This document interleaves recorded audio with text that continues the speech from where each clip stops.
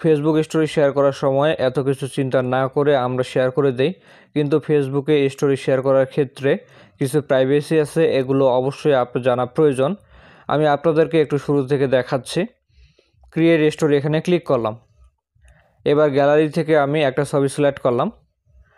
আমরা কিন্তু এত কিছু চিন্তা না করে ছবিটা স্টোরিতে শেয়ার করে দিই।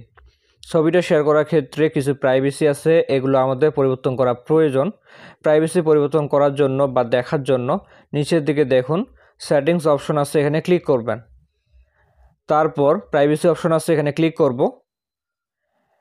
এরপর এখানে একটা অপশন আছে who can see your story, মানে আপনার স্টোরি কে কে দেখতে পারবে।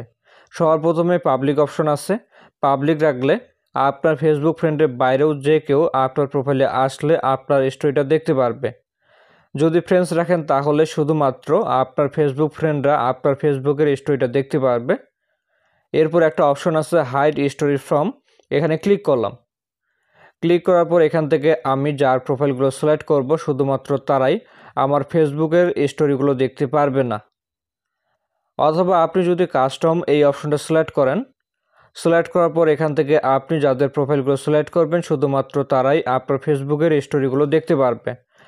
আপনি যদি ব্যাকে আসেন তাহলে দেখতে পারবেন সেভ অপশনটি আসবে, এখান থেকে সেভ অপশনে ক্লিক করলে এই আইডিগুলো সিলেক্ট হবে।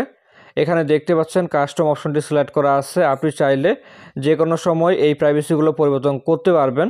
আমি কাস্টম রাখলাম। এরপর ব্যাকে আসবেন। ব্যাকে আসার পর এখান থেকে শেয়ারে ক্লিক করলে স্টোরিটা আমাদের শেয়ার হয়ে যাবে। তো এই ছিল স্টোরির কিছু প্রাইভেসি সেটিংস। যদি আপনাদের বুঝতে অসুবিধা হয় কমেন্ট করবেন, আরও ভিডিও দেওয়ার চেষ্টা করব। দেখা হচ্ছে নতুন কোনো ভিডিওতে। সকলে ভালো থাকবেন, ধন্যবাদ।